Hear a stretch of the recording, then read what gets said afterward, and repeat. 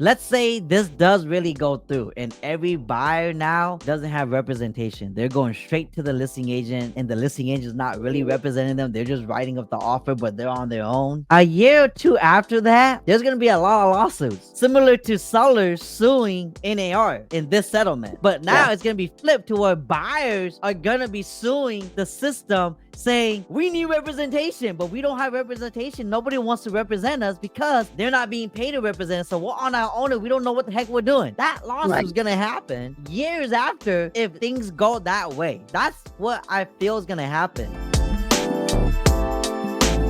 The NAR, National Association of Realtors settlement. How is this gonna impact buyers and sellers? Man, I got so many people that called me and said, Chia, what's gonna happen? I don't want to find anybody else to work with, or like, am I gonna have to change the way I buy a home now? What is this gonna do? What does this mean? Nothing's gonna change. Of course, something is gonna change. But if you read some of these titles, it's very misleading and it can make you feel like, oh man, this is gonna change forever and it's gonna be hard now. For most agents, this might be a shocker, but I'll be honest with you, sellers are still most likely gonna still want to offer that commission. Okay, if you guys don't know what this is, I'm not gonna bore you guys with the summary. You guys can go search it up and then come back to this portion of the video and then I'll give you guys my thoughts and all that, and then you guys go understand the context more. But basically, you know, a lot of people saw this and said, oh, sellers are no longer paying for the buyer's agent's commission no more, so that means the buyer's gonna have to pay for it. Yes and no. Let me give you guys a little bit of context. Even before this settlement, okay, sellers were already negotiating buyer's commission even before the settlement. So what this settlement is now doing is it's just gonna make it more clear that the commission was negotiated. And yes, that means some sellers may choose not to pay a buyer's agent's commission, and the commission will have to be paid by that buyer that chooses to buy that seller's home. Notice how I said that seller, because not every seller is gonna do this. You know why? It's not gonna be in their best interest, because when a seller doesn't offer to pay the buyer's agent's commission, what's gonna happen is that seller's home is not gonna get a lot of buyers paying attention to that home. They're not gonna get a lot of exposure. The reason why they're not gonna get a lot of exposure is because a buyer wants to get representation. A buyer is not going to go in and not have representation. And even if you go straight to the listing agent and said, hey, look, I want you to represent me so I can get this home, because of this settlement and because that seller chooses to not pay a buyer's agent, that listing agent is going to say, nope, I'm not going to represent you because I'm only getting paid to list the home. So now, even though he's writing up the offer for you, you're representing yourself as a buyer. I don't know any buyer out there that understands the contracts, that understands negotiations, that understands escrows, that understands hiring inspections, finding their own trusted inspector. I don't know any first-time home buyer that has that kind of knowledge. So that is not going to be in the best interest of that seller. Okay, so to a seller that knows the value of why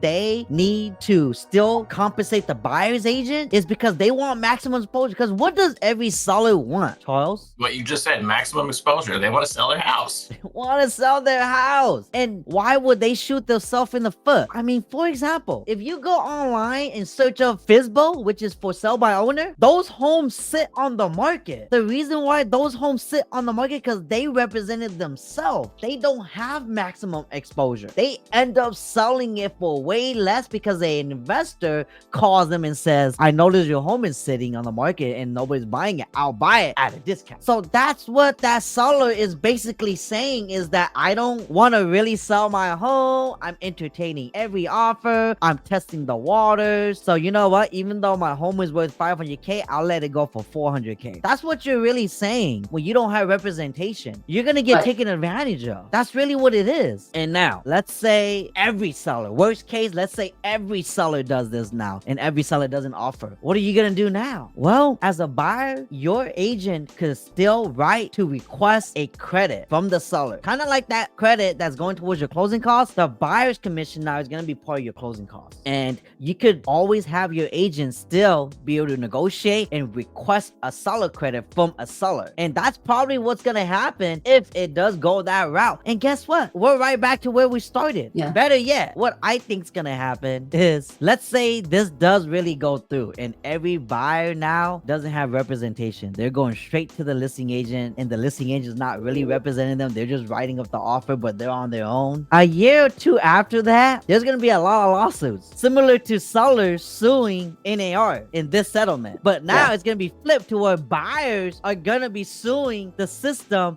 saying, we need representation, but we don't have representation. Nobody wants to represent us because they're not being paid to represent us. So we're on our own and we don't know what the heck we're doing. That lawsuit is going to happen years after if things go that way. That's what I feel is going to happen. Or a lot of first-time homebuyers are going to go on strike and complain because you know why? It's already hard to save up for the down payment for a first-time homebuyer. It's already hard to save up for the closing costs for a first-time homebuyer. Now you're adding a commission percentage onto the closing costs. Buyers are going to go berserk. If the affordability right now in this economy is just tanking now. Now nobody's going to be able to buy a home. Only the people that could afford representation is going to be able to buy a home now. Does that seem fair to you? To the majority? It's like, I can't pay for a lawyer, but I'm going to go and represent myself. Do you know what you just did? You just basically wrote a suicide note on your head and walked into court. It's almost the same thing. That's how I feel about this whole situation. I think a lot of agents are going to quit the industry because they're going to see this headline. They're going to be super scared because a lot of them are probably not even confident that this is the industry for them. So this is probably going to eliminate a lot of that. So a lot of the businesses are going to be going to the remaining agents that are still in the industry, hustling, building relationships, giving value to their clients,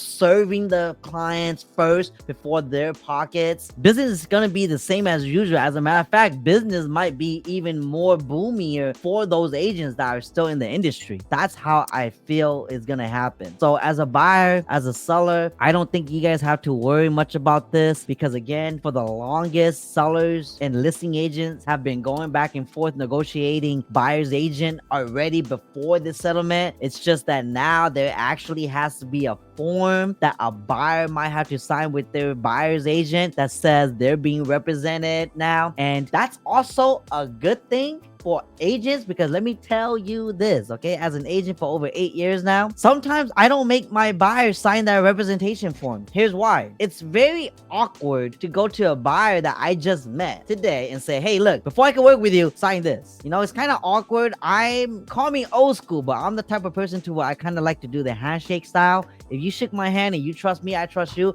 we're working together. I'm gonna help you, you're gonna help me. And I think that's what's gonna change is that a handshake is no longer gonna be legit no more. I'm gonna actually need a contract now that says that I'm representing you, which is a good thing for most buyer's agent because now to some of those clients that are using multiple agents, you're not gonna be able to do that anymore. Sellers, let's say this does move forward and everything becomes in effect. What's gonna eventually happen is we're gonna end up being kind of like Europe, where a seller has multiple listing agents. There's no such thing as a buyer's agent anymore. There's only listing agents. So it's whoever brings me a buyer is my agent. So with that case being said, your sellers, your costs may have gone up. You might be paying for the MLS now to put your home on the market. You might be paying for photography now. You might be paying for staging services now. You might be paying for all of that now because how are you going to get the exposure that you want? So that's something that might eventually happen in the books later down the road if this thing is going the way that everybody thinks it's going. What do you think, Lisa, Charles? Yeah, I absolutely think so. I believe that the lawsuit of not having a buyer agent happened in the 70s already. I heard it before. I think that lawsuit already happened because realistically, when you're representing your client, it's really, really difficult to have that even medium of a win-win situation for dual agency. That's the reason why there's 8 states that already ban dual agency. What that means is you can't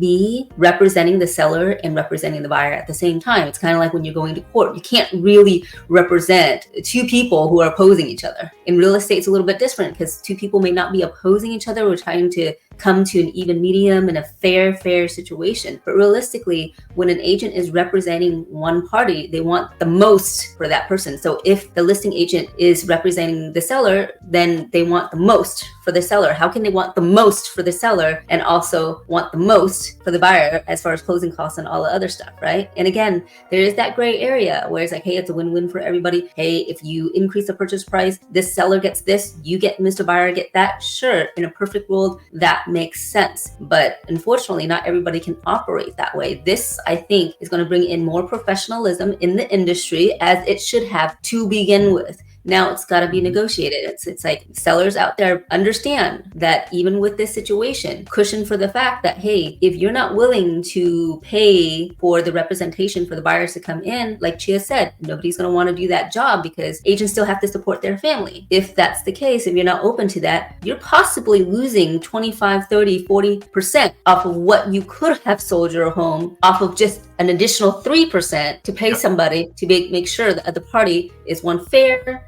and also bring you the buyers. If you're not willing to shell out that 3%, you could be losing 20 to 25 and even more percent. At the end of the day, if you don't have a knowledgeable agent to go through all of those numbers with you, you're just going to put yourself in a precarious situation and you're just not going to get the most. Yeah, and I think the sellers agents are going to be talking to their clients about that too. And, mentioning that this is a good idea and you really shouldn't make this change because, again, you're going to get a lot less buyers that are going to want to be interested in your home. So no, I 100% agree with both points for sure. Only time will tell, but it's either going to go one of those two ways, If you guys think this is going to be like what me and Lisa and Charles are saying right now is just bananas and we're just saying that because we're in the industry and all that, go on Zillow and just click on this tab and then go to for sale by owner. These are all owners that don't have representation that their home is on the market. Just call them up. Just say that you have a buyer's agent and are they willing to pay the buyer's agent commission? 90% to maybe 100% of these owners are going to say, yes, I'm willing to pay a buyer's agent commission if they bring me a buyer. You know why they would even agree to that? Because their home sits. They need to sell. These buyers, they need to sell. It doesn't make sense that you want to sell something,